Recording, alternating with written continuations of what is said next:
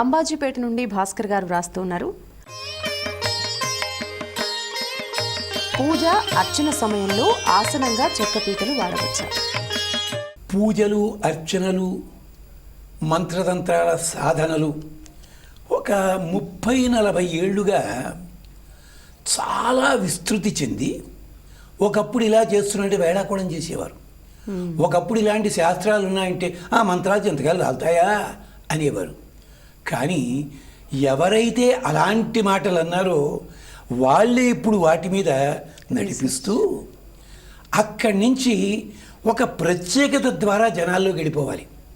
దానికోసము ఇదిగో మీరు ఈ పూజ చేస్తున్నట్టయితే ఆసనముగా చిత్రాసనం వాడండి, ఆసనముగా జింక చర్మం వాడితే శ్రేయస్కరం, ఆసనం ఇలాగని చెప్పి రకరకాలుగా చెప్తున్న కారణం చేత ఇలాంటి సందేహం వస్తుంది. నిజమే, కూర్చోడానికి ఆసనాలు రకరకాలైన ఉన్నాయి, చెక్కపీటలు.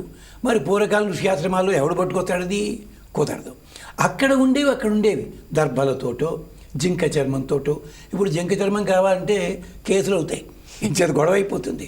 అందుకని ఇవి ఇలాగా ఉంది. ఒక్కొక్కదానికి ఒక్కో ప్రత్యేకత. యజుర్వేదంలో జింక చర్మం వల్ల ఏమిటి, ఫలోదాని వల్ల ఏమిటి, మరో వస్త్రం వల్ల ఏమిటి, దర్భల ఆసనం వల్ల ఏమిటి, చెక్కలలో కూడా రకాలుంటాయి. మామిడి చెక్క, మరొకటి 27 రకాల వృక్షాలు ఉన్నాయి, 27 నక్షత్రాలు అధిదేవతలు వాటికి. ఒక్కొక్కసారి ఇదంతా పక్కనట్టే పెట్టండి. ఒట్టి నేల మీద మాత్రం కూర్చోకుండా ఒక కాస్త ఆసనం వేసుకోవడం అన్నది వేసుకోవాలి. ఇది సాధారణమైన పూజలకి నియమం. ఇక్కడ మనం ఈ సన్నివేశంలో మాట్లాడుకోవడానికి లేదు. కొన్ని తాంత్రిక పూజలు కానీ కొన్ని విశేషమైన సాధనల కోసమైతే దానికి కొన్ని నియమాలు ఉన్నాయి. అక్కడ ఆసనము దగ్గర నుంచి, అంటే వేసుకునే చెక్క దగ్గర నుంచి, కూర్చునే విధానం దగ్గర నుంచి, అలాంటిది మీ పెద్దల ద్వారా మీకు అవసరమైతే తెలుసుకుండి అలాగే చేస్తా అనుకున్నట్టయితే అవి సంప్రదించండి, అవి చెయ్యండి. అంతే తప్ప ఇబ్బంది ఏం లేదు.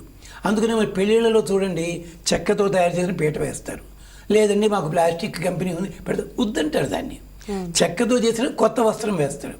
ఇలా కొన్నిటికి ప్రత్యేక నియమాలు ఉన్న చోట ఆసనాలు ఏ పద్ధతి అయినా తప్పేం లేదు. అంచేత హాయిగా చెక్క వేసి కొంచెం ఎత్తుగా, దాన్నే మనకి భగవద్గీతలో కూడా చెప్తూ, మరో సందర్భంలో చెప్తూ, మరీ ఎత్తుగా ఉండొద్దు, మరీ నేలవారుగా ఉండొద్దు, జాగ్రత్త అని చెప్తుంది. ఆసన విధి గురించి తప్పేం లేదండి, చెక్కలతోటి వాడుకోవచ్చు.